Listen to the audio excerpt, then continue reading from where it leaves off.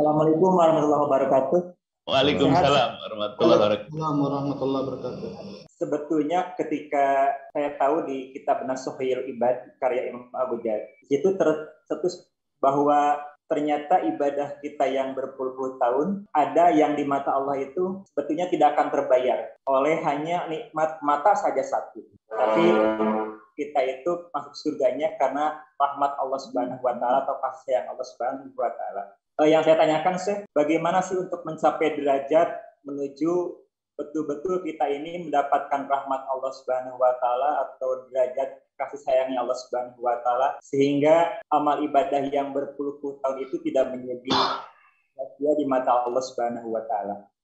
Itu saja mungkin saya terima kasih atas pencerahannya. Assalamualaikum warahmatullahi wabarakatuh. Baik, ini pertanyaan yang sangat bagus sekali ya. Memang Rasulullah Shallallahu Alaihi Wasallam pernah menyampaikan satu keterangan di mana di zaman Bani Israel ada seseorang yang naik perahu, kemudian perahunya rusak. Kemudian orang itu mencari sebuah pulau, ketemulah sebuah pulau. Kemudian dia tinggal di situ dan berdoa kepada Allah, ingin menghabiskan umurnya untuk beribadah kepada Allah semata. Kemudian Allah berikan di pulau itu pohon yang berbuah.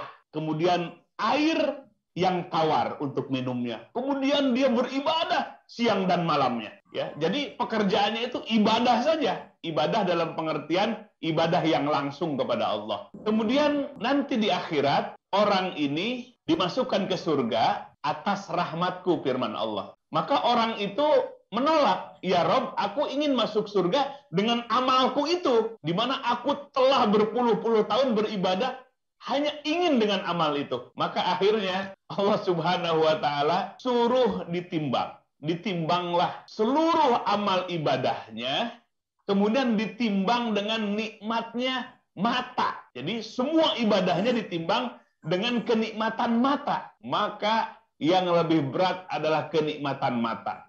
Kaget di situ si hamba itu. Betapa ibadah yang banyak itu baru dengan satu nikmat saja, nikmat melihat, kalah. Maka pada akhirnya si hamba itu menerima, ya Rob, masukkanlah aku ke surga dengan rahmatmu. Nah, rahmat Allah Subhanahu wa taala. Nah, maka oleh sebab itu, Bapak Ibu sekalian, rahmat Allah itu di mana? Rahmat Allah itu ada dalam ketaatan kita kepada Allah.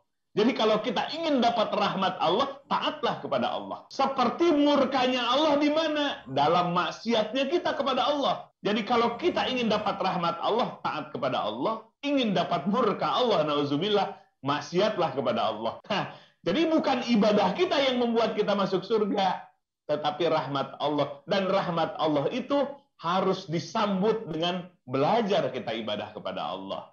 Kita belajar hari demi hari meningkat sholat kita, yang tadinya sholat kita malas menjadi semangat, hati kita tersambung kepada Allah, hati kita benar-benar hudurul qalbi ma'allah, hadir hati bersama Allah Subhanahu wa taala. Nah, ini dalam rangka menjemput rahmat-rahmat Allah. Rahmat Allah itu ada dalam ketaatan hamba kepada Allah Subhanahu wa taala, seperti murkanya Allah ada dalam kemaksiatannya hamba kepada Allah Subhanahu wa taala. Maka sebab itu maksimalkan ibadah kita supaya datang rahmat Allah.